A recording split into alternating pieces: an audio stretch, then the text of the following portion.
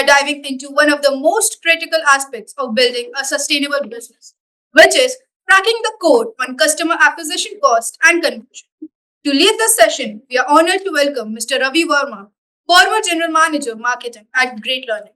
With over a decade of experience driving growth at leading organizations such as Snapdeal, Industry Buying, and Great Learning, he brings a wealth of knowledge in designing cost effective, high impact digital marketing strategies. An alumnus of IIT Kanpur and IIM Lucknow, Mr. Verma now serves as an independent marketing consultant, helping businesses across industries scale through data driven growth strategies. So let's extend a warm welcome to Mr. Ravi Verma. So, good to see you guys. I had a bit of a moment with some of the founders to figure out some sort of expectation they have with the session. Okay, so I would just want to have some, if anyone wants to speak out, what expectation do you have? Because I missed that part from this session, from a marketer who has been there, done that sort of. So I had a word with a couple of you guys. Anyone would want to have any sort of, expectation setting, how we should, any question that you would want to get answered, probably, I'll just keep in mind so that at the end of the session, everyone, it feels like there is some takeaway out. Okay. And, it's useful. The 1.5 hours we spend. Yes, please. How to acquire customers for free? How to do brand awareness and marketing from 0 to 1? Brand awareness from marketing from 0 to 1, customers for free. What else? How we reach to customers in tier 2, tier. And I've got locations here as well. Locationally, like tier 2 India, tier 3 India. Couple of questions here as well. Okay. So I have a fair sense. Now I talked to a couple of you guys earlier as well. Just a brief about me. I think the thing to focus here is that I've worked with Great Learning for the last, I was there for 5 years, almost 5 years. Okay. And when I joined Great Learning, it was a 50 and we grew to a 1,000+ team by the time I left. There were all those problems that you guys face right now as a relatively smaller company or a startup, which Great Learning also had. And step by step, we solved all those problems to a level where Great Learning is profitable now, almost profitable. Most of the months they are profitable, right? So that is one thing. The other thing is that I have experience across B2C, B2B as well. Okay, and not just EdTech. So it is across. And I think it helps me in a lot of first principle thinking across, companies, industries. So that is what I think is required in a lot of these problem solving when we're talking about growth marketing, when we're talking about how to reduce CAC, how to solve for conversions, right? How to improve your marketing, what channel to pick, how to optimize each of these channels. There are just too many questions. There is a question on performance marketing. If I get into the details of performance marketing, it will be a 4-hour session in itself, right? So, but we'll touch upon the key aspects so that everyone, is aware. I'm sure most of you who are trenches deep into, working with your marketing guys or probably, handling marketing yourselves would be aware of a lot of these terms, a lot of these, how they work. If you're spending money, what kind of CAC you have already, right? But my eventual takeaway would be, take away 2-3 things at the end of the session, which you think, go ahead and apply. For example, how to get customers for zero, right?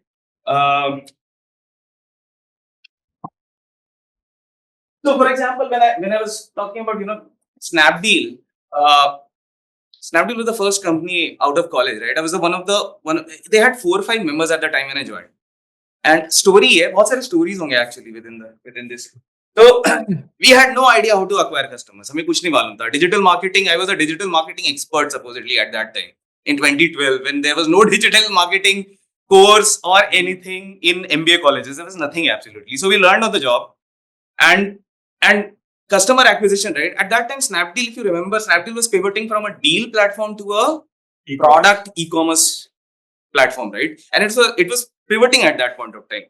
So we didn't even have multiple categories at Snapdeal. We only had memory memory sticks hota hai na, memory sticks hota tha pehle, and then pen drives. That was what Snapdeal used to sell, and we used to, our CAC was, and we used to acquire customers and feel very happy. We used to sell 300 worth pen drives, and the CAC would be around 300. That was the kind of marketing we used to do at that point of time. And then at us samay bhi it wouldn't have that bad acquiring customers at that price point. But we didn't have anything to, any other category to, upsell anything to them at that point of time, right? So it was, through, I would say, through learning and optimizing and growing. For example, different companies were at different stages. And Great Learning was, when I joined Great Learning, they had zero SEO. They had nothing. Okay, and even when you searched, simple things like Great Learning, probably they were very down in the rankings. And we built up SEO specifically because they were struggling with acquisition. Cheaper acquisition. Even SEO is not free, but cheaper acquisition, right? Channel diversification, because most of the money that was being spent was mostly on Meta, Google. I mean, I've worked with so many companies. 80 to 90% of companies spend almost 70 to 80% on Meta and Google in performance marketing, right? And that becomes a concentration risk for a lot of companies, right? Because if Meta goes bad, if Meta ka performance fata, that's what we call in our business language. Then basically what happens is your learning counselors, who are basically the salespeople, right? They don't even have leads to call to. They are just sitting over there, right? And that is what happens a lot of the time. So channel diversification is one of the key things that we did at Great Learning. Now, a bit of a question to you guys. What do you think is a good CAC? Zero is an acceptable answer to most. But specifically talking about your companies, specifically talking about, the context that you guys have, what do you think you'll be happy with in terms of CAC? 20%.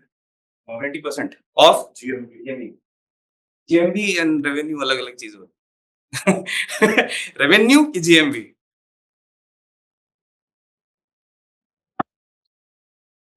Of revenue. Not GMV. Revenue. GMV का तो कुछ percent आएगा, right? तो उसका 20%. Anyways, I think getting a handle of what your CAC is for your business is like, I mean, it's a one line answer, right? My current business CAC is X, okay? Or marketing CAC is X. That's the correct way of saying it. Marketing CAC is, let's say, 500 rupees or 1,000 rupees, right? There is one understanding. So there are many different types of businesses over here, right? There would be some businesses who have a shorter cycle, right? There would be some businesses who have a longer cycle, right? So when you envision CAC, you don't just have one number of CAC. In fact, you have CAC you have a short-term CAC. For example, if you're generating leads this month in April, we are sitting in April, you're a business, you're generating leads this month, right? And your marketing CAC, when you derive marketing CAC, you say that my marketing CAC is, should I write over here? Yes, you can see. These people will not be able to see. So, can you turn it?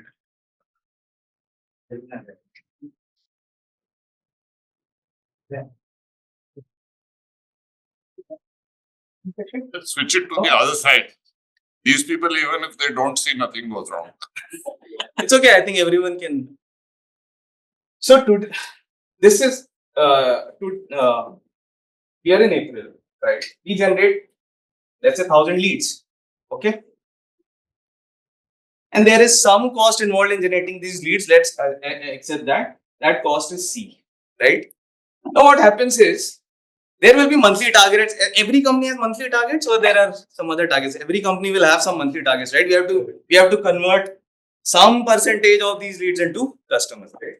Now there is X% conversion happening over here. Out of these 100, let's say that X is close to 2%, right? And that 2% will give you basically 20 customers. The CAC will be C divided by 20, right? Total cost incurred, right? That is the short-term CAC that I'm talking about. In this month, what has happened, right? A lot of businesses are inherently not built to convert all of their cohort generated in the first month and that is the CAC, right? So a lot of people may say, "Yaar, C by 20 is very high."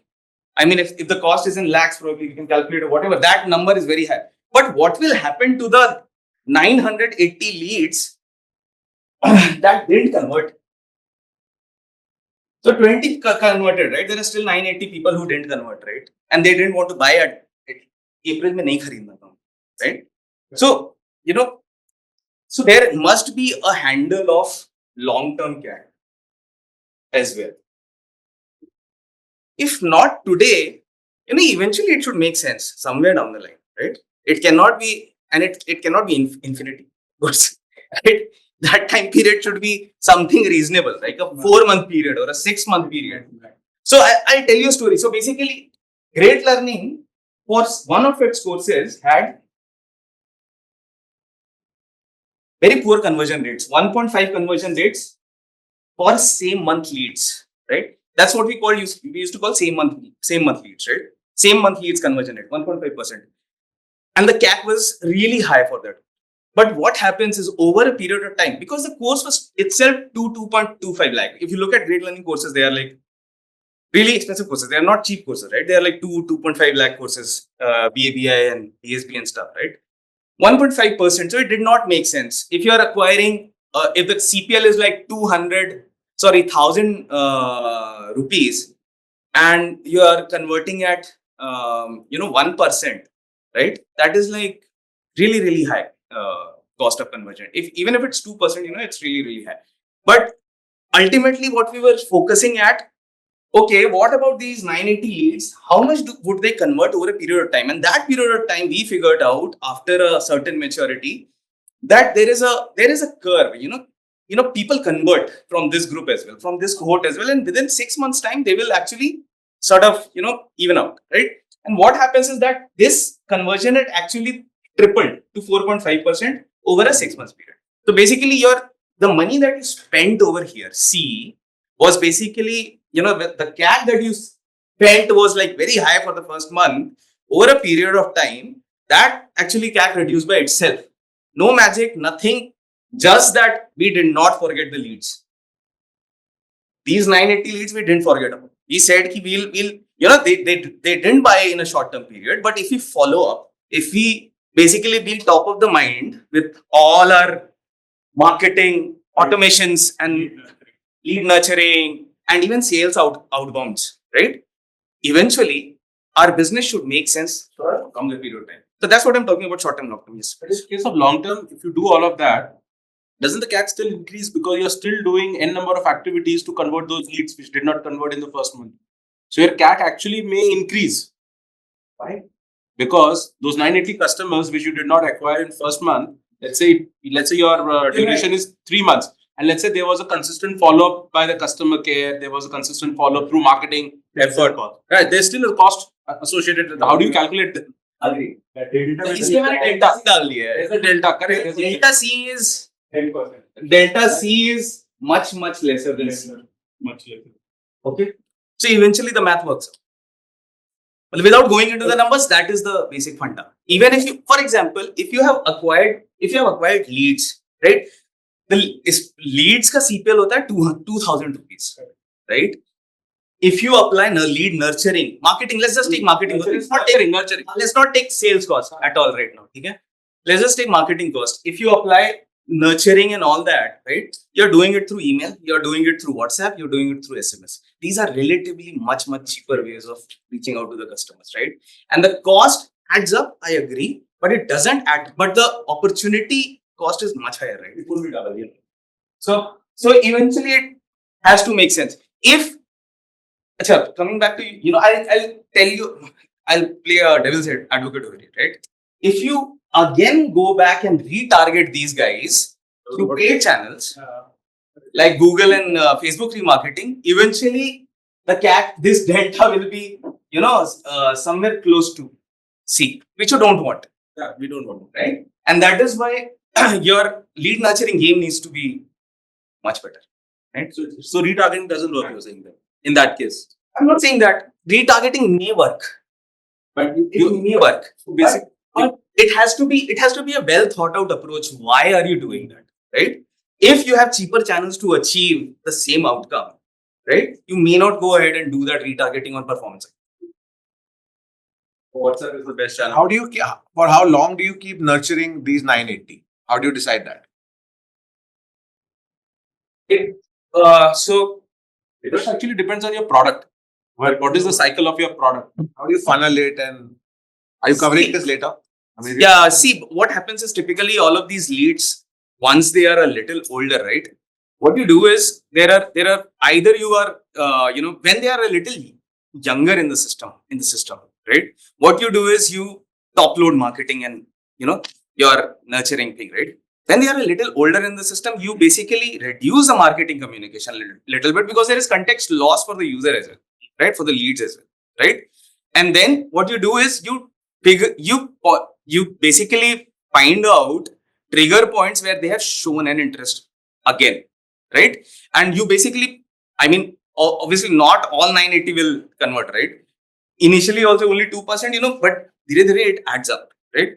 And you try to see what kind of people are actually responding, checking their mails again, the mails that we send, the emails that we send, who are visiting the site again, right? And you have a very good handle of that, because everything is connected back to the CRM. So even if you're a visitor who was visited last month, but you still visited today, the trigger straight away goes to the salesperson saying, the boss, this guy is active.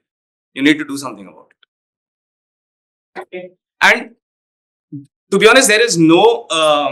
So I'll give you one quick. So we used to have M1, M2, M3 up to M12 kind of calendar communication for the leads, right? For the entire for these guys, for one cohort. Then there would be another cohort as well next month, right? So we used to have that, right? The only difference was that we used to top load marketing a little bit over here, and then sort of sparingly use it down the line, right? And not bombard them altogether. It's also cost. It's not zero cost, right? There is still some cost of sending out mails and WhatsApp and stuff. So you still do that. Now the second point is LTV versus CAC, right? So I don't know if you guys have, if you sell only once, right? That selling price is the LTV, right? The revenue that you generate from one customer is the LTV. But a lot of businesses are B2B, they are repeat, right? So ultimately what you want is LTV should be greater than CAC. It makes business sense, right? And in that sense, your good CAC is anything which is lesser than LTV, because eventually you'll be profitable, right? Right? I mean, that not lesser, but removing all the costs, that other costs that they have, it should make sense that way. So LTV should be greater than CAC is like a given. Otherwise, the business cannot be sustainable in itself, right? So that's these two things I think are very, very critical in terms of when you try and understand what my CAC is and how to define it and how to go ahead with your marketing teams and saying, or business teams in saying, okay, fine. If we have a product which takes longer to sell, we will make that effort, but eventually it should make sense to put that effort, right? And that can only happen if you are targeting for the 98. If you're working on the 98% leads that didn't convert in a short-term period, and that is what long-term CAC is. Again, the second point is blended CAC versus non-blended CAC. Anyone would want to take a punt on what this means? Blended versus non-blended. And I'm not sure if you guys calculate blended CAC. For example, so मैं बता देता हूँ, most of you have sales team. You are a solopreneur, so you don't have a sales team, but most of you have a sales team behind them, right? So most of the CAC जब बात करते हैं ना, तो everyone is about marketing CAC. The marketing cost involved or divided by the number of customers. That is the CAC, right? But blended CAC is basically it also takes care of the sales cost and effort put into it, right? And blended CAC is important. Why? When you have a huge sales team, it adds up a lot, right? And their effort is basically if they put in effort in certain group of leads somewhere, they are not putting the effort in some other leads, right? And that is also a cost. So basically, there comes a point in every company's journey where they feel, boss, my marketing spends is X, my sales spends is Y, right? Now Y is slowly reaching to that X level, right? In terms of monthly salaries, in terms of support, infrastructure, software, CRM, whatever, right? So that blended CAC is very, very important. And we, for most of the courses that we had, which reached a maturity stage where they have tons of leads, organic leads also coming in, because they have reached a certain stage in terms of maturity. And the blended CAC, non-blended CAC did not make too much sense, because what was happening was, I've written channel nuance. Why? Because see, when you're working on a channel, like when you're getting leads from a channel like search, right? Usme bhi organic search, there is no cost to it, right? Search. So so almost zero CAC, right? For organic SEO, when you have reached that stage where you are getting organic leads, right? But it will have some cost involved, right? Because there are salespeople dedicating their times and their efforts on calling those people, right? You have to have a blended thing, because otherwise you'll never be able to compare at a channel level what is the cost of my, what is the cost of acquiring from SEO, right? People will say zero. No, it's not zero, of course, because there are salespeople who are taking those leads, calling them, right? You have to incorporate that, right? So Channel-wise conversion rate and CAC also, right? Channel-wise. yeah. We calculate channel-wise conversion rate, CAC as well. So if you have your analytics set up properly, you should definitely, if you do, I'm assuming you guys have an analytics set up. So channel level metrics. Unless there is a direct sale happening from the organic lead. Unless there is a direct sale happening from an organic lead. So an organic lead comes, clicks on a link, pays, online product, done.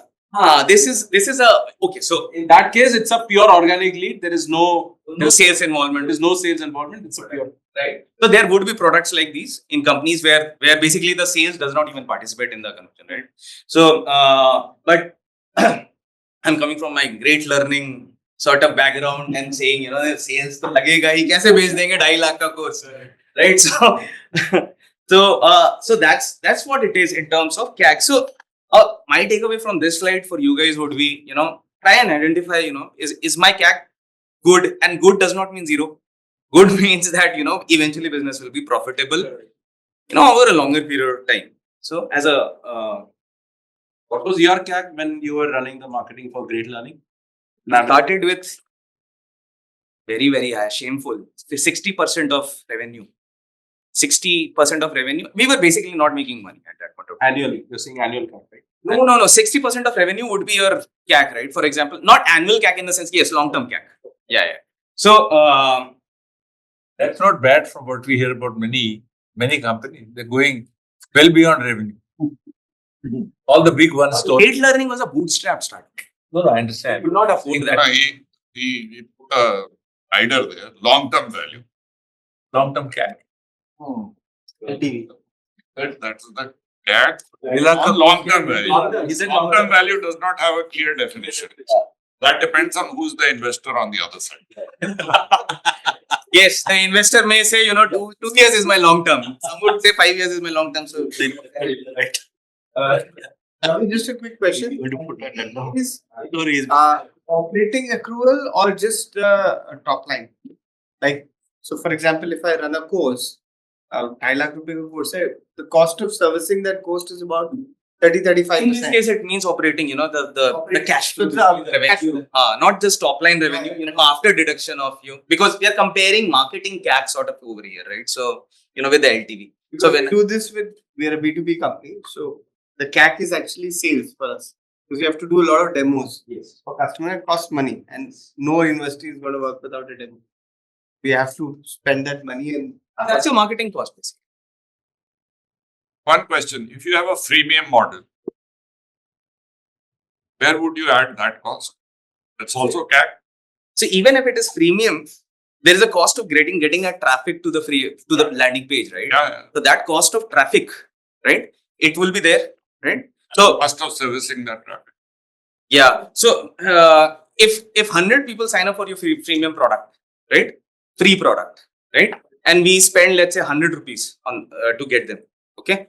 Now out of that 100, not everyone will convert to a paid customer, right? Eventually, after the trial is over, let's say it's a 10% conversion rate, right? Now, my CAC would be actually 100 divided by 10, right? If you have to calculate eventually paying customers, right? That is what I mean. I mean, in this case, I'm assuming customers is what you mean, right? Paying customers is what you Paying mean. customers is what is. Paying customers is what you mean. So that would be the CAC. So this is more of the CAC breakdown is more of a exercise for us to basically understand, what are our levers, what can we actually touch and affect, and actually go ahead and look into our analytics, into our marketing platforms to understand where is the problem. If I've established that my CAC is a problem, right? If you guys are happy that my CAC is great, fine, right? But if I've established, no, I have to reduce my CAC, right? So these are Not with the assumption that CAC is a problem. yes, If it's not a problem, then probably you don't know where your costs are. exactly. I had one more question. You gave a long-term CAC answer of 60% just now, right? What would that have been for short-term CAC, which is what everybody measures? Short term would be close to 100% or more than 100%. That answers your question.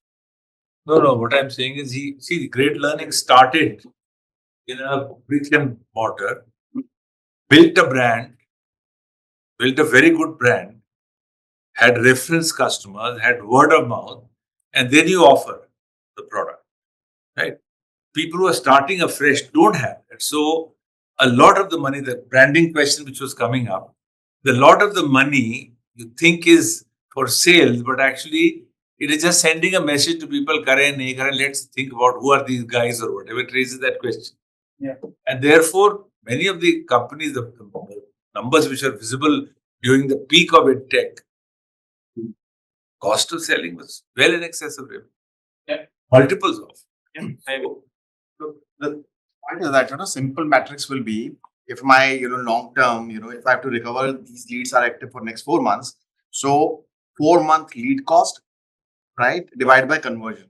Every month you will leave 1 month and next month will be added. So you will see consistency what is actual conversion, right? So that is the way So mathematically. the cost is I would say it as the cost is top loaded in the first month, but the conversions get added up. So 4 month accumulate the cost divided by All the converting paying customers. every month you will leave for the next month will be added. So you will see consistent number. What is your conversion? On the assumption that you're spending consistently for that process. Yeah, of course. That's. So I think Or you what can do I weighted average. hear him say is, if you spend in a month, those leads you can track independently versus because at a gross level you can say I'm spending so much, I'm getting so much, which is fine. I think it's going to a granularity that every lead counts kind of thing. So 980 का क्या हो रहा है? For 3-4 months after that. वो सिर्फ cohort draw करके ही पता लगे. Exactly. That's the final thing. You have to build a cohort. So therefore he's building a cohort. And only will come to Well, for a month, your cohort may be different. We advertise for X number of days. So you've spent and then how? So typically short-term decisions will be taken based on that month's spend, but for long-term strategies will have to be built as per the cohort. The other thing is that with this model we will have repetition of leads. So April the same candidate is there. In May or June the same candidate will be there. So Didn't understand. Repetition of leads as in? Possible है ना lead repetition through marketing campaign. Duplicate lead CRM So you're saying you generate another 1,000 leads where there is some people from here are also here, sort of. Typically, that is handled very well by elimination from your targeting. that's the calculation you have to do. Again. No. I'm saying when you acquire, when you basically put your ads out on, let's say, Google, Facebook, Insta, whatever, right? There are you can upload these April leads and say don't target them at all. So that is how ये तो already leads हैं. You already have these leads, right? You don't want to spend, as I said, on performance over here. You need to negate these guys from the. So what happens is every month, most marketing teams, efficient marketing teams, what they do is they upload a list of all the leads they already have in the system, right? And say Do not target these people. Good question. How many of you are doing that? Because I'm not aware of many. No, we are not. So what do you get just as a thumb rule? I paid X for 1,000. Next time I spend X again, but I remove this 1,000. You get another 1,000 or you get 10? You get another Don't want those leads which have converted. No. I'm saying, no, the lead has come to you. Conversion, you forget. He's saying, don't even go to those guys are with you, yeah? Don't go to those. So my question really was, of course, it depends on product category or whatever.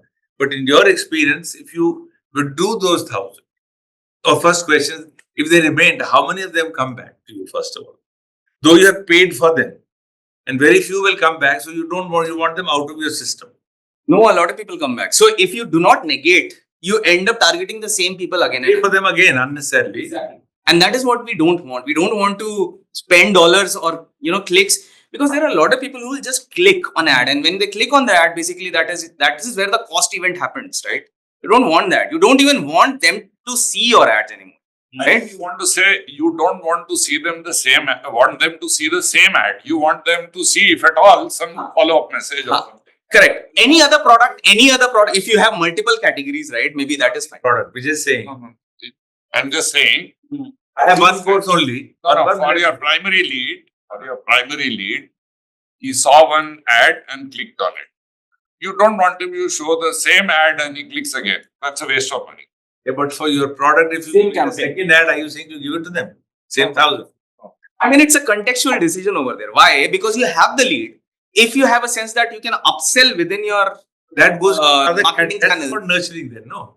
You put that in the category of nurturing then. Why are you going back there? Then you are nurturing.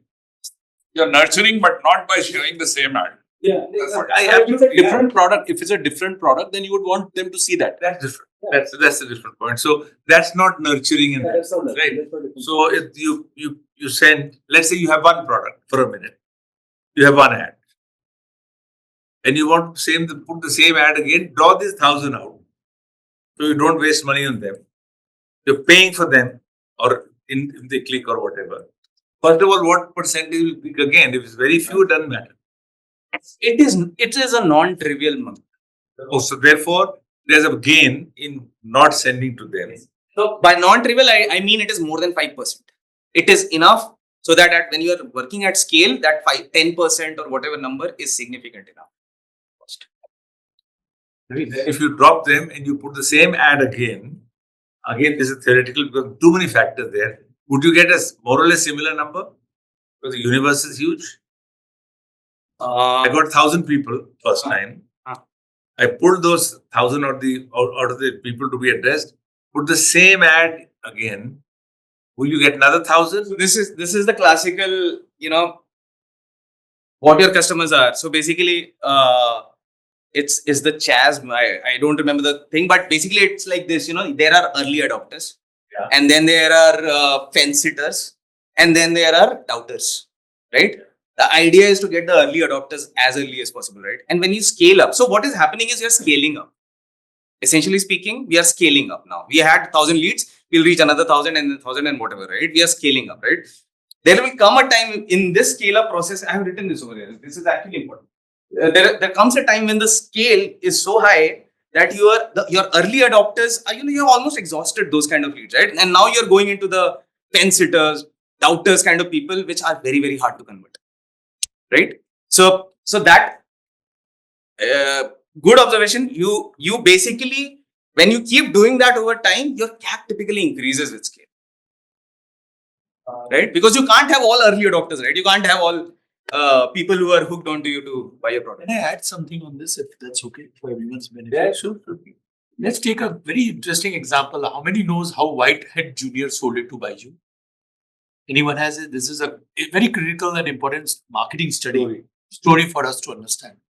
He went to 50 markets and said that, hey, in 50 markets, everyone is doing coding. And each market, the cost per lead was 10 rupees, 20 rupees, or 100 rupees, whatever it is. So they said, oh, if I have more money, I'll be able to scale this business as what we're doing. And I'll make it $500 million from whatever, 5 million. But when we're scaling the business, remember, What is going to be against is the Google and the Facebook, because most of them are using this, and that algorithm is extremely smart.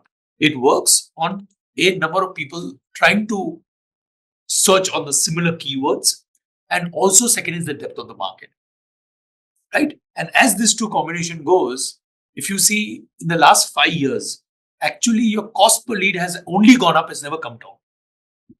Your CAC may have come down because of a efficiency in the sales, as sir mentioned about the referral model, or multiple other things. But the CPL has actually gone up only. There's no way you and I can actually control any of the CPL, and none of these companies have been, and you are the best person been successful on this.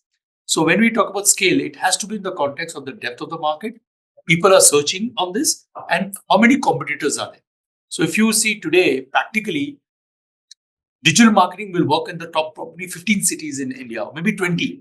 But let's go to the 21st or 22nd cities. If the search itself is small, then your target is small. And yes, initially for 1 or 2 clients, you will say, oh, I've got clients at 1 rupee, 2 rupee. But then you see competitor going on, and that's where the scale challenges happen. So that, I think, in the context, we have to look at it. So these companies are really smart at making sure that they keep all the money and not leave it for you. Right?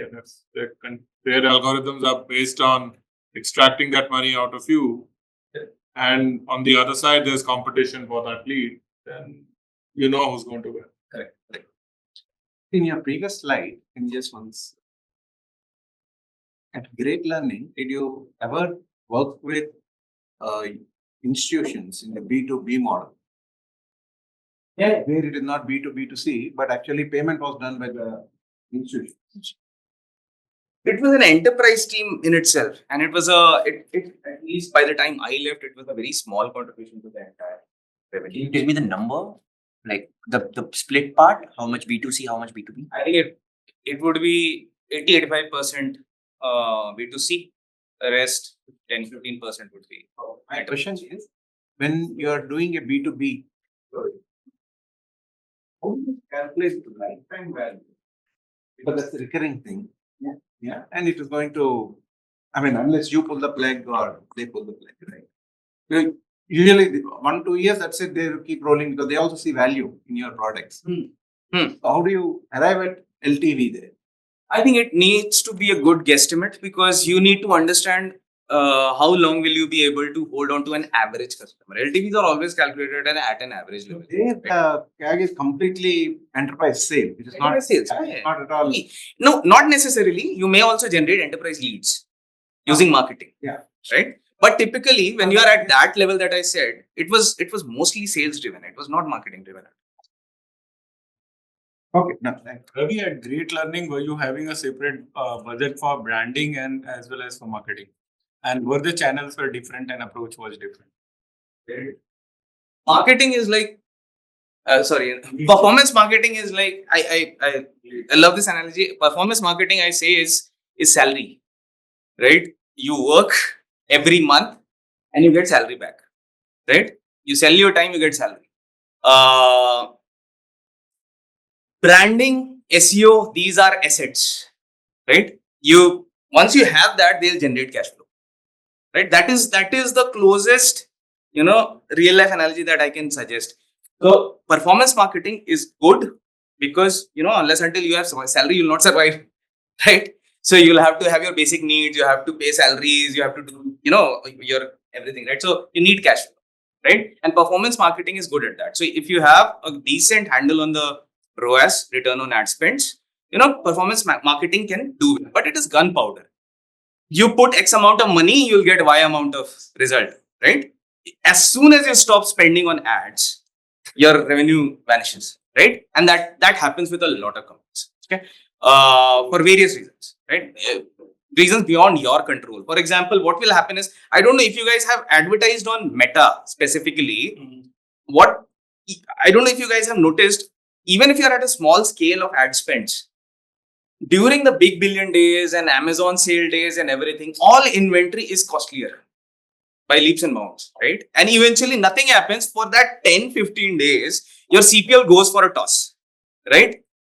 Leads the same with newspapers also, with Everywhere, media. even digital Demand and supply. Yeah. Digital, it just seems digital में infinite inventory होगी ad की, but होती नहीं है, right? And everything eyeballs तो वही है ना, eyeballs तो वही है. right. So all I'm saying is, without things, outside your control, your marketing team's control, you have done all the optimizations and everything, but still, it's not in your control. When people with money come in and put into that inventory, you have no inventory to buy. Everything is costly, right? So that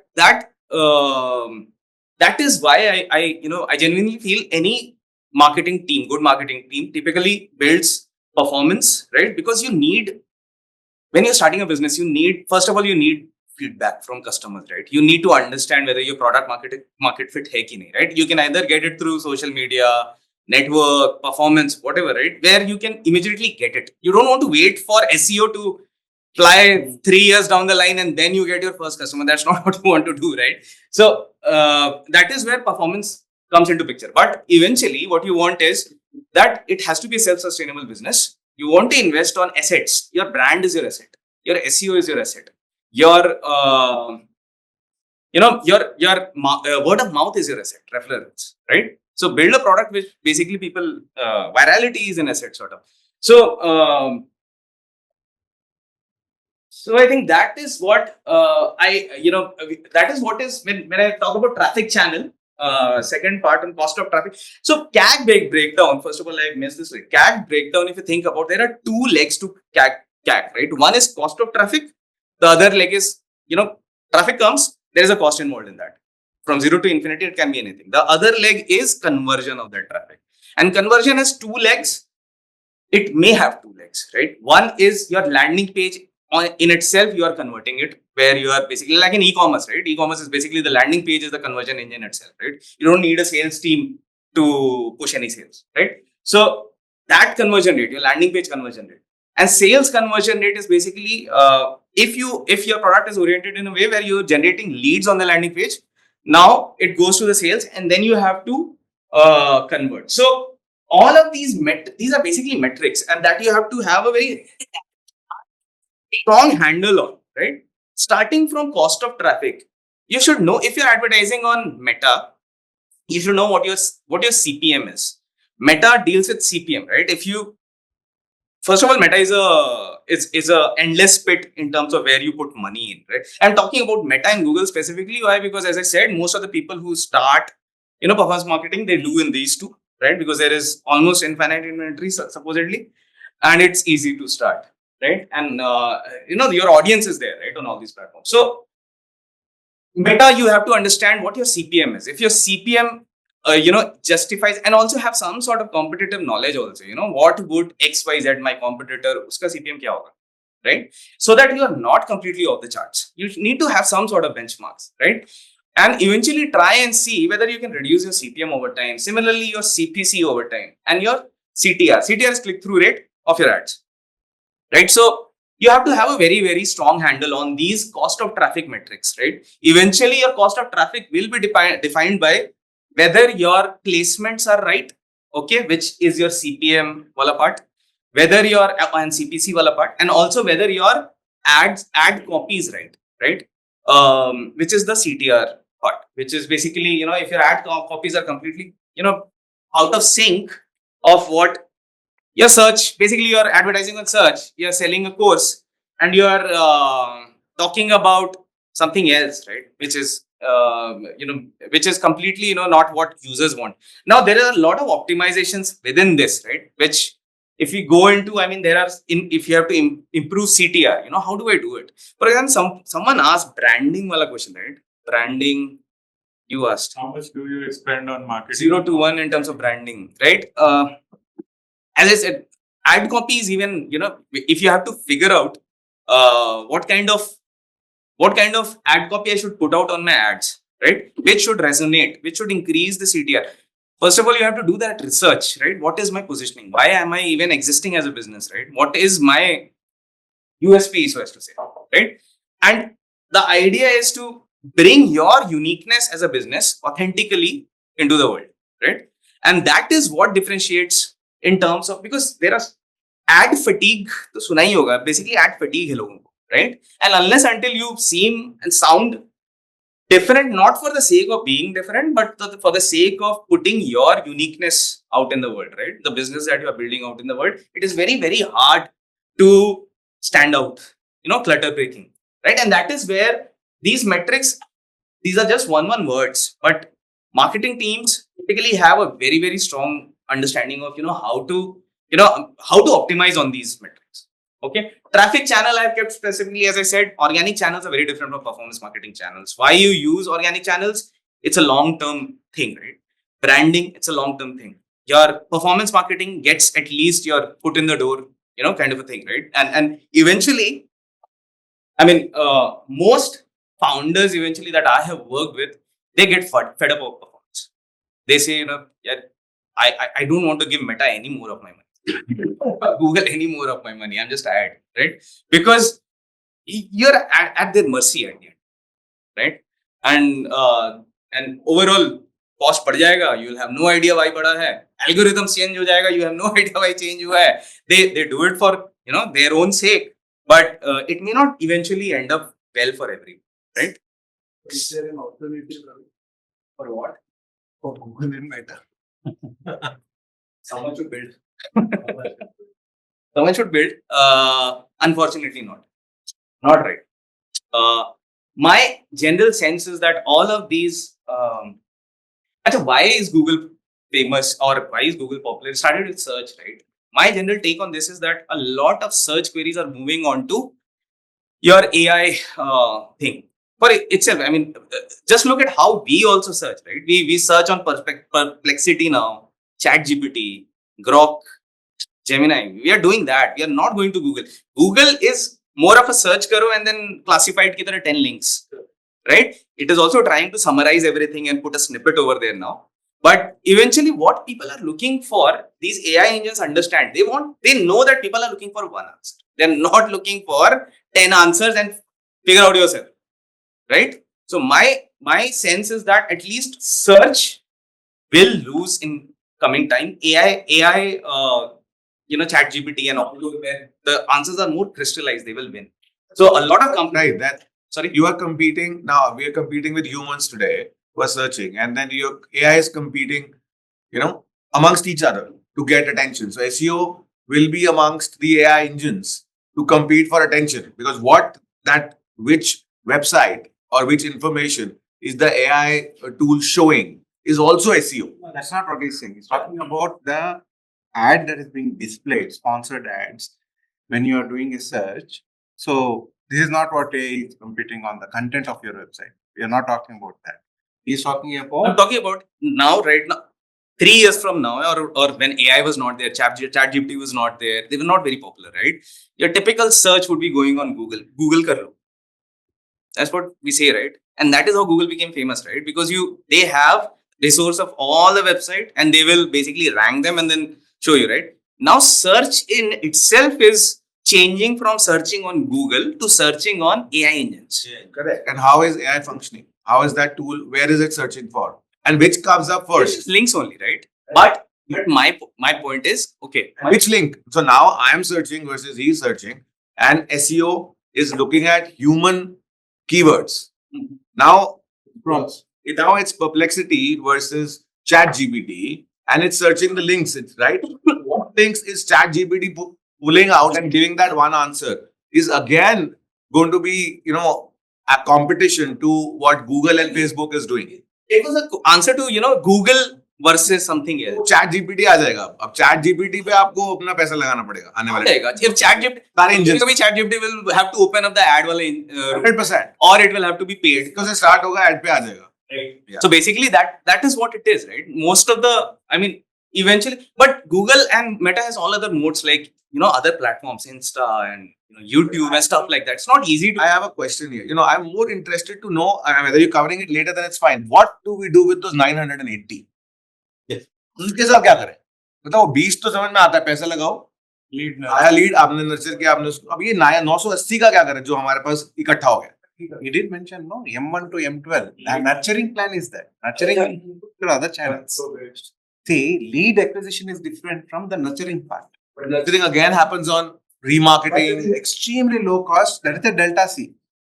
Have you worked with any of the automation tools, marketing automation tools? Like, Clevertap, WebEngage, Gamuga, WebEngage. महंगे हैं ना सब.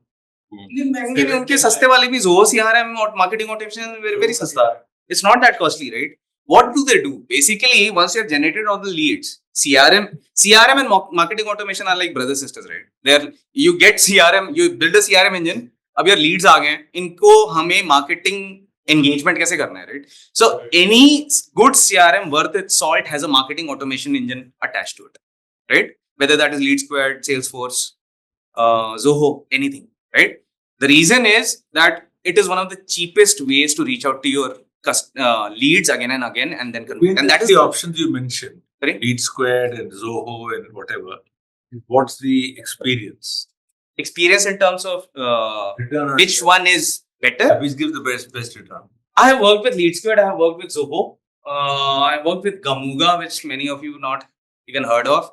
I worked with Salesforce. Typically, HubSpot. very briefly. Not at the end of the sorry. No paper forms Merito. No paper form Merito. That's specifically for Merito. not for. It is general B2C, right? So they need much bigger. So Considering every from an e-com perspective, you can keep nurturing them and keep retaining those leads forever and keep sending some delta C towards it. But for somebody who's looking to do a course, there's a limited time period, whether they will do it or not do it.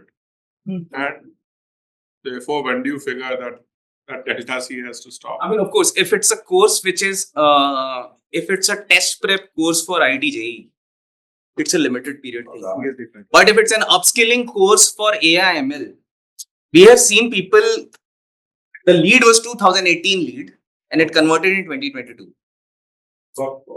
Right? So, But then the nurturing cost of acquisition or nurturing is too high. You know, that's where we get stuck. Kab tak nurture karega? Can I share some insight on this? That's okay. See, let's classify the lead, which is high intent or low intent, right? And that's how we have to look at it. Anyone who want to do a course, let's say a study abroad or skills development, is a high intent lead because the decision is going to happen in some point of time.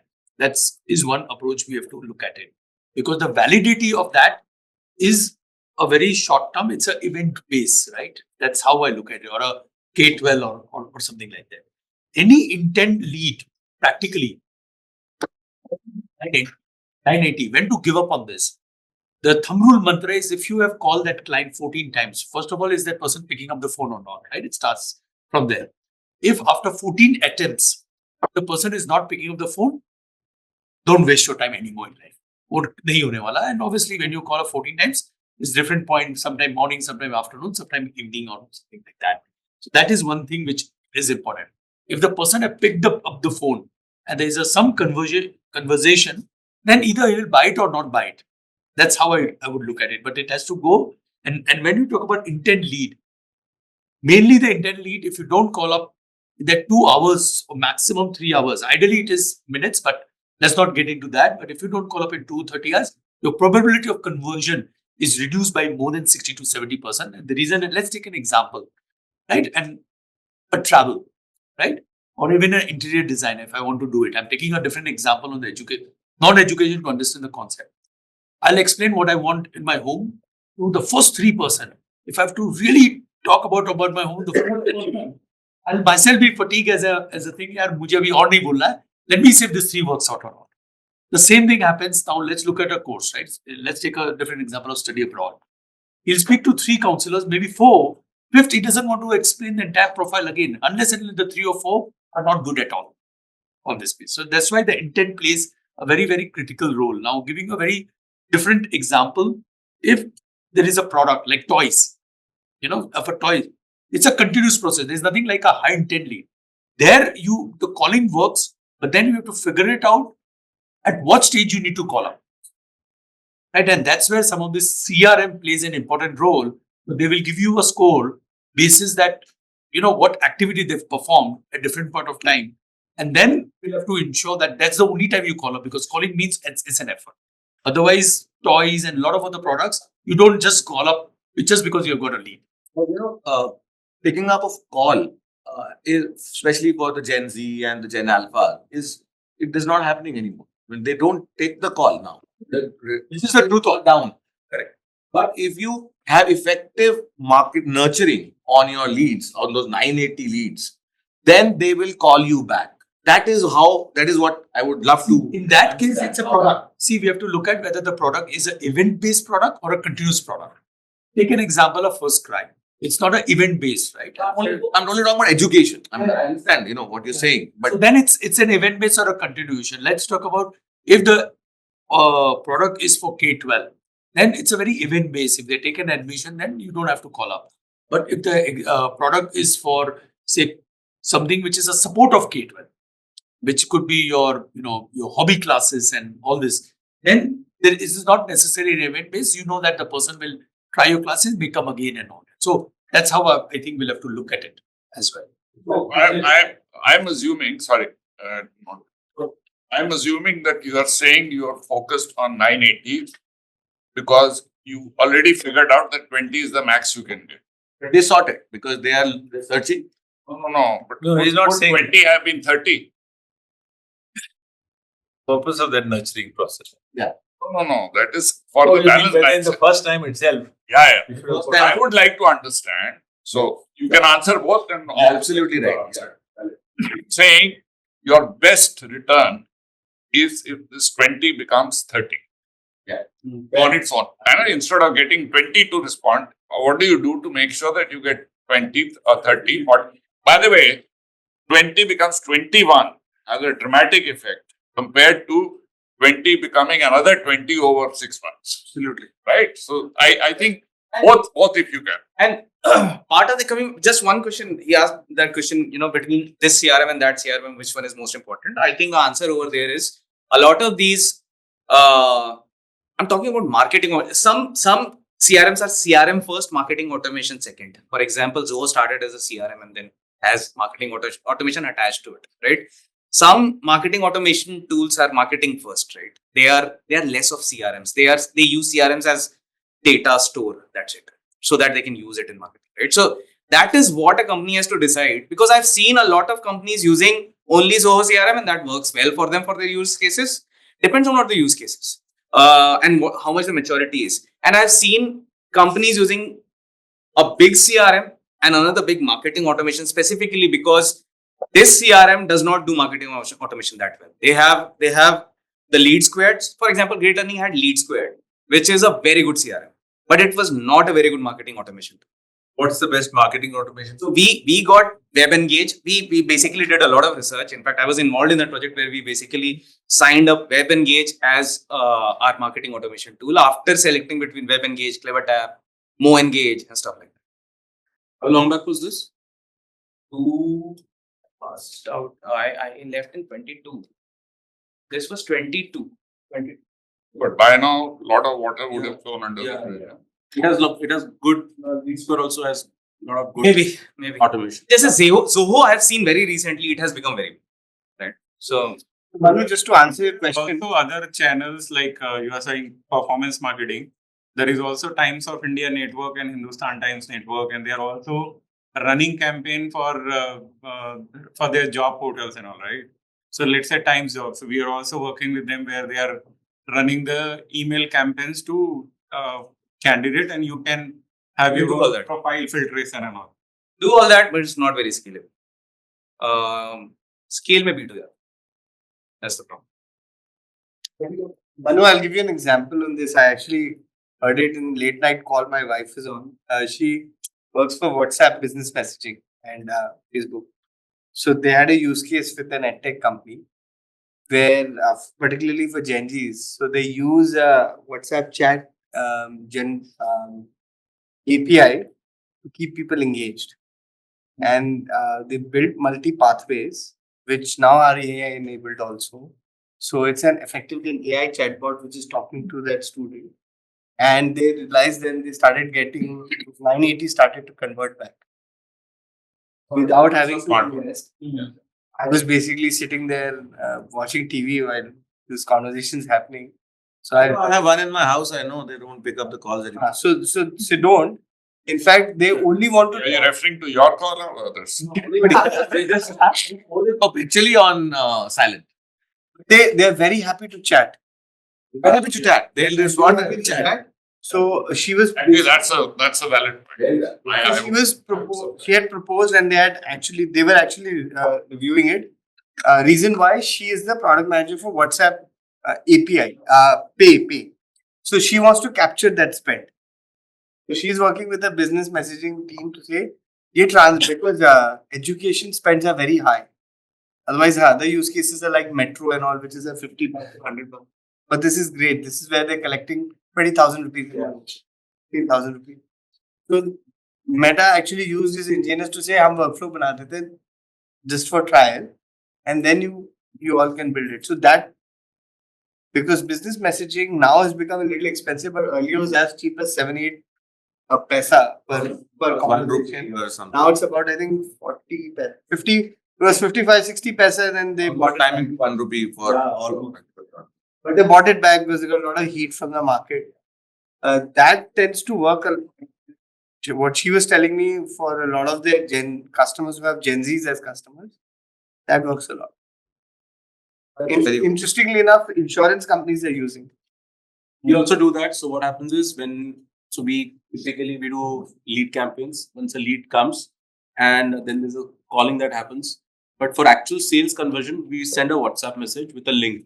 To those who are interested, they click on the link and then have a conversation with the sales agent. They are our lowest hanging fruits because they have shown interest. So you use WhatsApp for retargeting. And that's the nurturing that we are talking about. So you don't nurture them on Google and all, because you might end up spending more money. So so you do a targeted WhatsApp campaign. Typically, we have seen that anyone, if a message comes on WhatsApp, people tend to click on it. So your click-through rates are higher on WhatsApp, even compared to SMS or email. Email is zero. Email is zero in India. SMS does not work. SMS only works for OTPs. So WhatsApp works for this. So you send a link, but then have a Calendly kind of thing schedule, and so that your sales conversion agent can speak, and because that's your lowest, the intent has come from the customer. And keep nurturing that. I think that will work really well. If And you have to have a verified You know account. your customer, right? Now you know your customer because the customer has called you. Yeah. For that sales. This is your You lowest. must have a verified account. Yeah, you should have a verified. This API will only work at scale, and Meta will only allow it because currently there's some limit of. Now you have a hack to WhatsApp, which is there. We tried it long back. it's not working now. So you try the hack it, they will shut you down. Set it down. Don't try that. We have about 10 minutes to go unless people want a little more time. But how many slides do you check? If you have much more to present. Lots to talk. I think lots to talk, as in there are some key things that I want to cover. For example, it's an important question to understand how to optimize for conversions today, right? Down the line is a valid question, nurturing engagement and all those things. But how to optimize today? See, as I said, there are 2-3 legs of conversions. One is your traffic leg, right? Which is basically, where are you getting the traffic from, right? And that is basically your ad platforms. So you have to have an understanding of what is your CPC, what is your click CTR, and who's the target audience that you're targeting on that platform. Can these be tweaked? Can these be can CPC be reduced? Can CTR be click rate be improved, right? And can your are we targeting the wrong audience, right? That is also important, right? So who you are targeting on those ad platforms, how you are targeting them, what is your proposition in your ads, all those are important, right? This is one leg, which is traffic bringing leg. The other leg is basically once the traffic, and I'm talking about a course which generates leads, and then there is a sales team behind it, right? So that is the process here. For individual, you may not even have this leg, you will have sales on landing page directly for a lot of people. But in this specific example, the landing page leg will have a end goal, right? Click to lead. It will have a conversion rate attached to it. For example, a lot of people talk about, my landing page is like very, very poor. It has only 5% conversion rate, right? Can you build that from 5 to 6%? That 1% absolute performance basically decreases your CPL by leaps and bounds, right? Whatever that percentage is, it's basically directly affecting your CPL, right? So, or CAC, right? So, what can we do on landing page? Now, landing page has UI, UX, have you looked at your ad copy? Actually, this is the case that I had. It covers almost everything. I would just put onto this your product ownership landing page copy. For example, the language you're putting over there, is it meant to convert? What is the hook that you are using? What are your features overloaded rather than outcomes? Have you put in testimonials over there? Is enough urgency created over there for people to actually go ahead and fill their lead? What is the page load time? Right? If it is very slow, eventually, people have no patience. They'll basically hit a back button. So that is the landing page click to lead conversion rate, right? And the third one, if you generate that lead, the sales team, obviously, that goes to the sales team, and there are sales process improvements in this. For example, in this specific case, what we did in Great Learning was we had new leads and old leads, and we had a fixed team, right? And we had to decide, do we reduce? So one way to reduce CAC is most of the sales team was actually actively busy on attacking the new leads, fresh leads that are getting generated through marketing channels on a regular basis, right? That takes costs, right? What about the old leads, right? Old leads in the sense they are not like 5 years old, they are like 2 months old, 3 months old. What happens is the tendency of sales teams is fresh lead aayega, fresh convert kare, right? That is a tendency. I've worked with sales team for years now, right? They feel that old ho gaya lead, ab convert nahi hoga. But that's not the case, right? उस moment वो convert नहीं होने को तैयार था जब वो नया था. अब आगे जाके उसको ट्राई करो, right? So there are two, for example, what we did was we simply reduced our bad channels spends. Bad channels in the sense, high intent rakha hai humne. Low intent channels, for example, a lot of these taboola and all those display advertising and everything, we basically eventually cut down everything. We said, the cost of opportunity that even if you're generating like leads for 100 rupees from there, those leads are going to the sales team, and sales team are basically calling up those leads, and they are very poor quality leads. Okay. So what happens is the effective CPL, the initial CPL is like 100 rupees only. You feel, oh wow, these are very cheap leads. But the effective CPL, what I mean by effective is when the calls connect, at least that is the effective CPL, is very, very high, because out of those 100 leads, probably only 10 people pick up the call. Quality of leads. Quality of leads is bad, right? So rather than focusing on always generating new leads, rationalize your marketing spends, reduce the budget on channels which are not giving you value. Put your sales efforts on, leads which are in the system, but probably they were from search leads, high intent, right? They came from direct, they came from referral, things like those. So that is very, very important. So coming back to the answer to your question, we can't wait for 6 months. We have to action now, right? So cost of traffic, how can we reduce our cost of traffic? How can we increase our landing page conversion rate? And how can we increase our sales output, throughput, through better, handling of leads? Some ideas on landing page conversion. Ideas in the sense, typically, most of the websites that I have worked with or companies that I have worked with, a very good landing page will convert at 10%. I'm talking about scale, not at very, very low. And again, usme bhi nuance ye hai ki search will convert at like 12%, 13%. Facebook Meta will convert at 7-8%. Eventually, it averages out to 10%, 9-10%. These are very good pages. There would be not so very good pages which are not that very big brands. They don't have landing page created that well. They don't offer anything. For example, as I said, a lot of people enter the leads because they have something that they are getting back, right?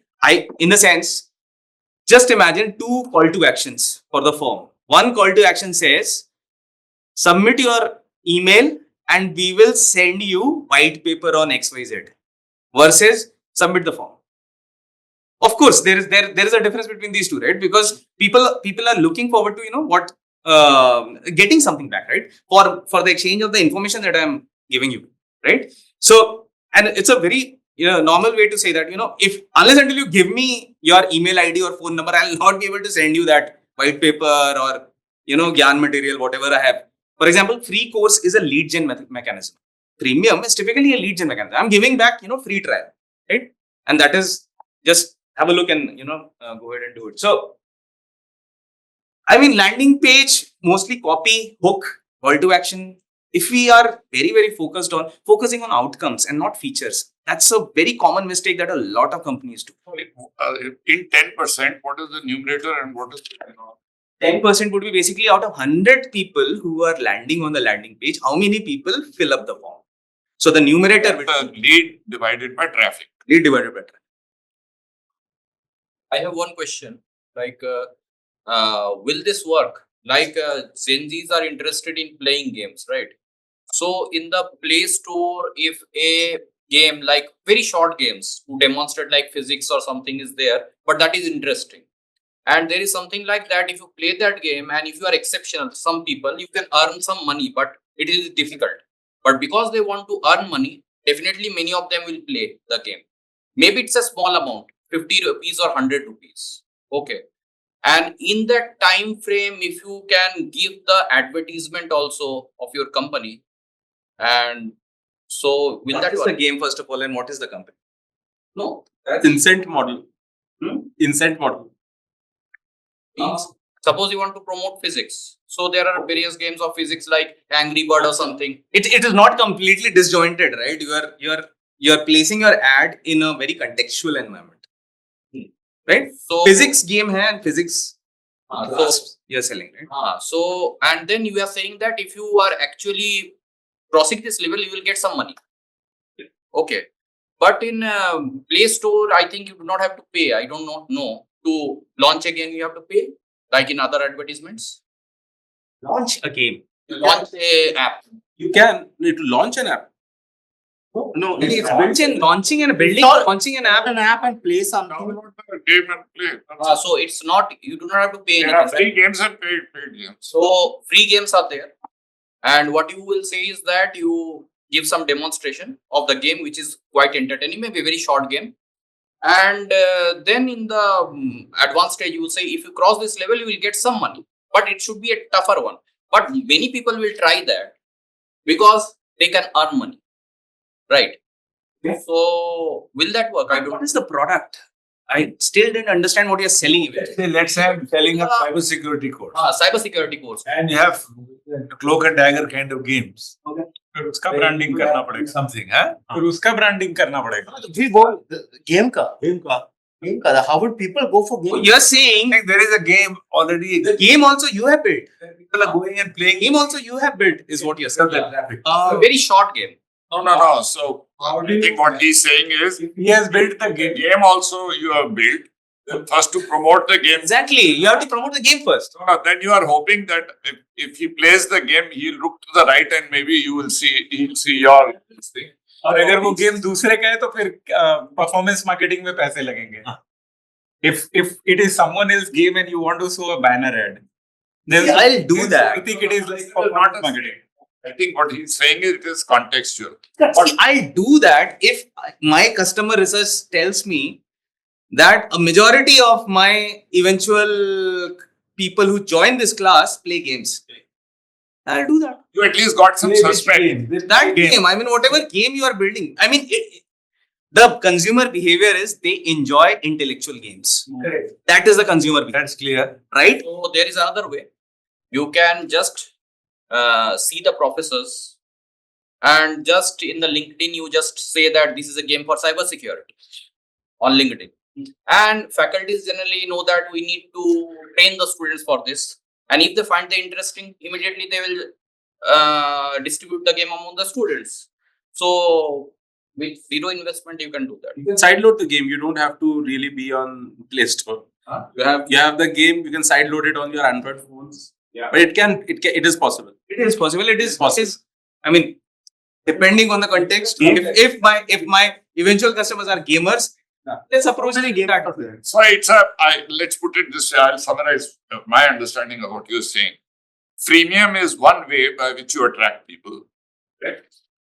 Game is a little more interesting way by which you can attract them.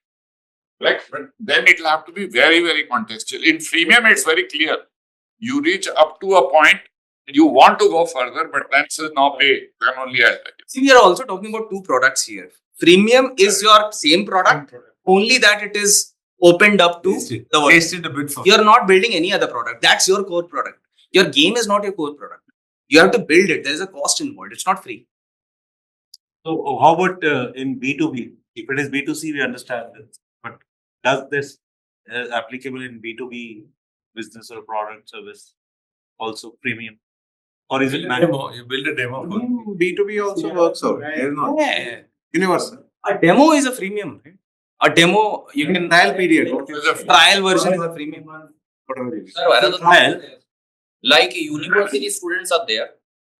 Many of them actually know game building.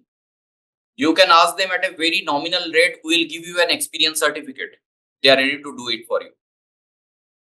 Yeah, I'm not saying it cannot be done. I never said it cannot be done. game, but will it sell, will it not sell? No, one more. 100 games. If your belief is that some people will play game and you will give 50 rupees, they'll take 50 rupees and go. No problem. Okay. Your I think assumption is that if they earn 50 rupees, after that the 5 lakh rupee course which was standing next to it, some people They will stop that. now even if they click, they are still a lead.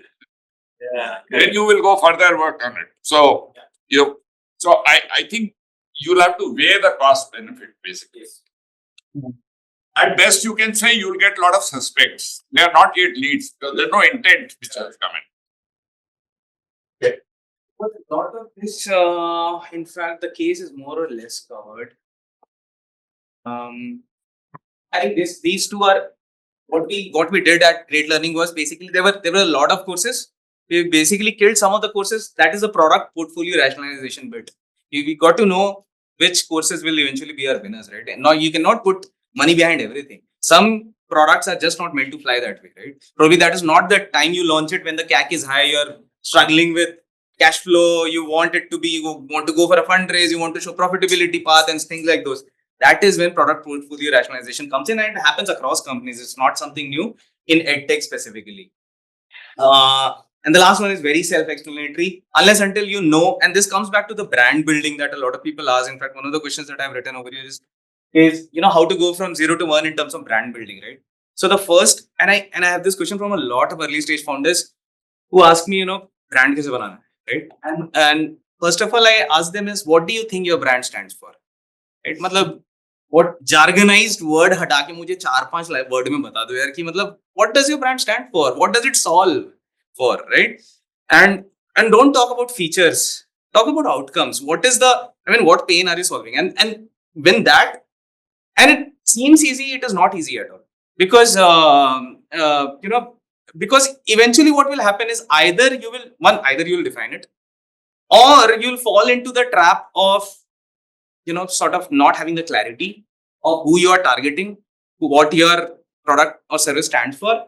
And you basically go into a lot of feature-oriented things of your product, right? And that is where the game, sort of you start feeling ki, this is not it. I mean, the point is that people are actually, people want to know what outcomes I am getting from this course at the end of the day. And that is the basic of, that is where you put your brand portfolio. And then you say, if this is the outcome, what is the kind of creative or what is the kind of communication I should be telling my customer, right? And unless you pick up the phone, so a lot of early stage founders,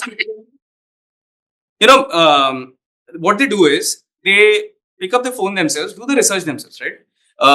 The first 100 customers, the first 100 leads, 200 leads, they want to figure out why did you come, what happened, why are you looking at this course specifically, what do you find useful over here which is not there on other courses, right? What is the kind of outcome that you want, things like those. And then you start realizing that just by some tweaks, I can improve my communication, right? And it has to be a decent set also on which the consumer research is based.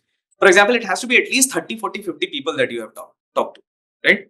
It cannot be with this, otherwise sampling error ho jayega, right? Because you will talk to 5 people and say ki yaar yehi positioning hai meri. That could not happen. You should have a very, very good understanding of this is what my customer wants. My language does not convey this, right? For example, I'll give you an example.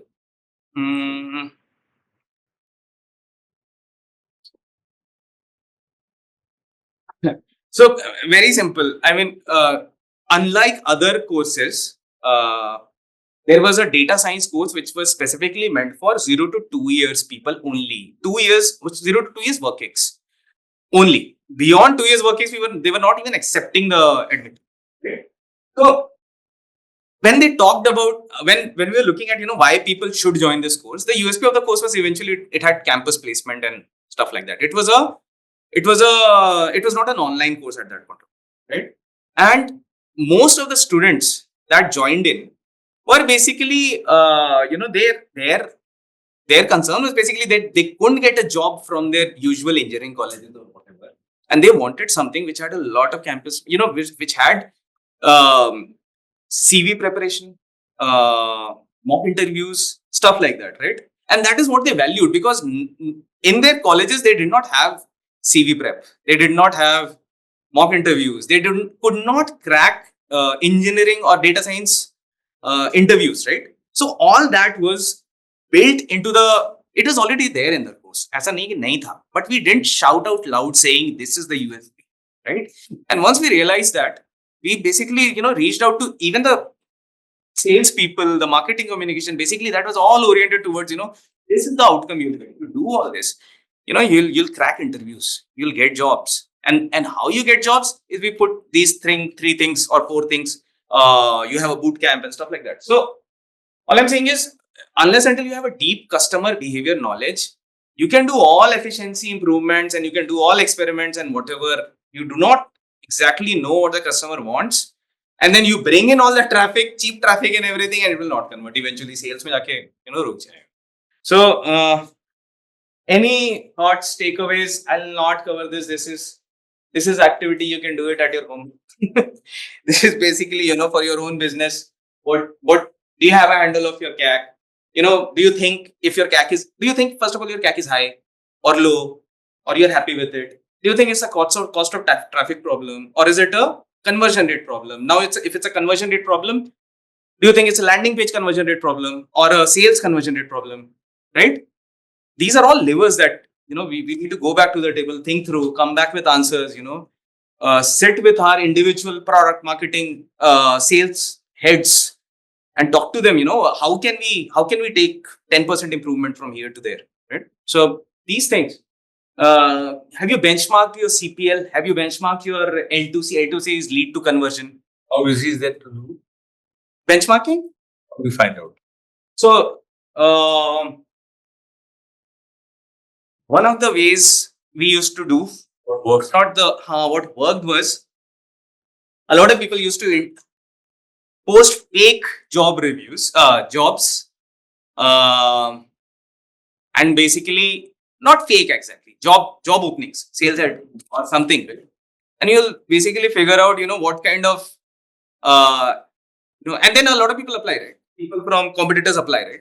And then you ask for details, right? And if they're really good, we hire them, right? And then you get all the information. So the one thing is, you get the resources are pretty flexible. They are moving around companies, right? So you on your side, there is someone from Upgrad, right? Like Upgrad was a competitor for grade learning. We used to know Upgrad ka andar bahar sab kuch.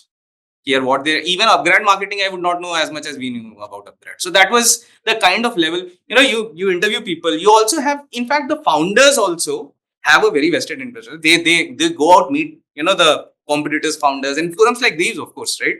And then you talk about openly talk about what is the kind of what are your metrics and stuff, and they sort of bring it down to us to understand. So these are very gettable things. To get that, I mean, is there a tool available? Tools hai, but tools gives you a snapshot, right? You will not have a very active, kab liya tha data, pata nahi, right? You do not have sanctity of that data.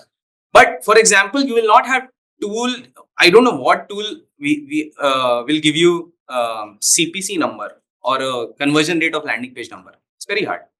Not possible to edit. Unless until you have someone sitting over there and then take. In fact, also the other way of getting this is when you are at a certain level of spends in performance marketing specifically, Google and Meta assign managers who handle your accounts, and they give a lot of information.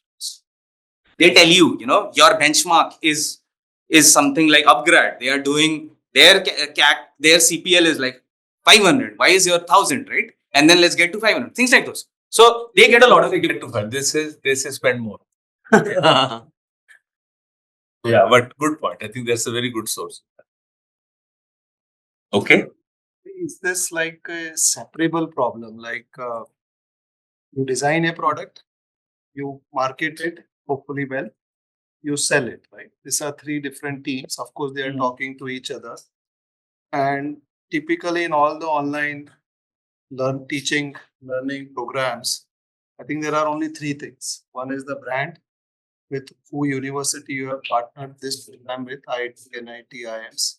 Second is the cost of your program versus your competitors. Third, very important, is the placement linkage. Right?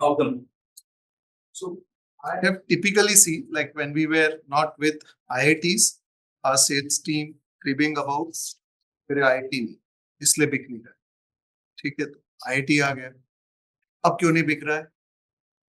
Sir placement नहीं है, क्योंकि दूसरा वाला जो आपका competitor है, he is kind of guaranteeing you 3 interviews, not job, guaranteeing you 3 interviews in whatever bad means, unethical means also, but they are doing that. Masai school. Masai school. No, but the point is like, I sometimes it becomes difficult that are we placing the product wrongly, right? Or is it inefficiency in the process of marketing it well, selling it well? So I think Were you able to differentiate this thing very I would answer it this way: be very sure on what your strengths are. Strengths are. If you think that tying up with IIT makes your course very valuable, and that's your strength, fine, just stick to it. I know a lot of mis-selling happens, especially in education courses where people promise the sun and the moon, where they say placements will get done, you will get XYZ salary and things like those, right? A very clear cut, and everyone knows there is nothing guaranteed, right? For Trump एक और tariff डाल देगा, job चली जाएगी, right? AI has come, jobs जा रही हैं, right? So my point is, nothing is guaranteed, right? The sales methodology in your company should be built in a way which clearly says this and refutes this claim of other people who are actually mis-selling. And that is very doable. You give examples, you give stories, and that can be refuted very easily. No one can guarantee jobs. Even IITs cannot guarantee jobs. That would also mean that you stick to what mis-selling market needs. mis-selling बहुत ज़्यादा कर रहे हैं. All I'm saying is the market is big enough. Some EdTech companies, I'll tell you, let's say they are promising on their website, starting salary is, let's say, X lakh, highest salary is Y lakh. And when you go on Quora, you will find like a lot of stinking reviews that I know all my batchmates, not a single one is placed. Okay, Jain University in Bangalore, MSc Data Science course, I know the candidate. एक बंदा भी place नहीं हुआ है. अब next batch के लिए फिर बड़े-बड़े promise के साथ सारी सीट भरी जाएगी. See, that's what I'm saying. Na, you can refute a lot of these claims if you do enough research. These can be refuted. Also, at the end of the day, you can only करोगे ना, placement नहीं दोगे, कोई candidate India में knowledge के लिए तो admission ही नहीं ले रहा है ना. Problem ये है, there are very few people who are behind knowledge.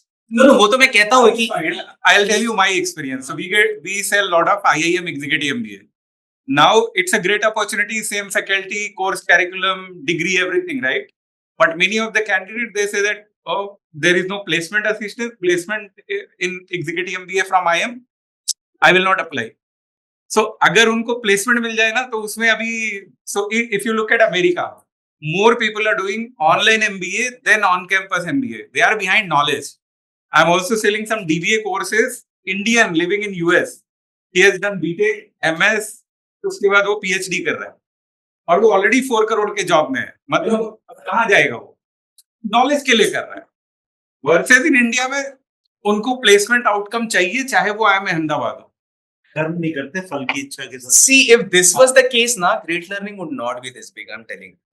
If this was the case, because great learning, none of them promise placements. We have never done that competition. That we promise placements.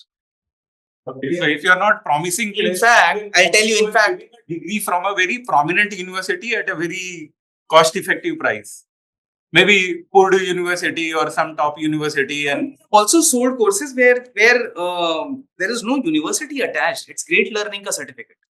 But you built a brand. I think you built a brand actually. Build a brand. I agree. Learning came with an advantage. See, but you can only focus on what you can focus on, right? I mean, if you can offer placements or bring the students to that level where they can actually crack interviews, I think that is what we can focus on, right?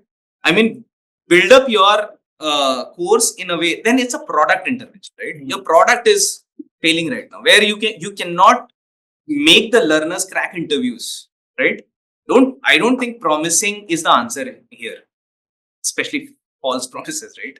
The answer here is how can we refine our course and also give placement assistance at the end, right? Or which is, CV prep, mock interview prep, even job boards, things like those, without guaranteeing anything. We have all these things, right? And we have career fairs and stuff like that. Great Learning used to have career fairs where all the learners across all batches, it was very similar to campus placements. They used to come, they used to sit in Great Learning offices. The recruiters Great Learning had a special team which was basically a recruiter focused team. They were more like campus placement teams, right? That colleges have, right? And their whole job was to basically build a relationship with, all the recruiters, all companies to get this. And this was a team which was doing this job only. Their goal was to run career fairs. What I think we are now focusing upon, one is to build this placement focused team or interviews focused team, right? And second is one is to get them this job. Sorry, I missed the point. every course on Great Learning they are showing 3,900 plus hiring companies. ये हटा दो cell नीचे हो जाएगा. Because they are running career fairs, but they're not promising. They're not promising anything. वो inside sales करेगा ना कुछ हद तक to some limit. I mean, see, people can do that. A lot of companies do promise and say stuff, but everyone knows promises are they're not worth it.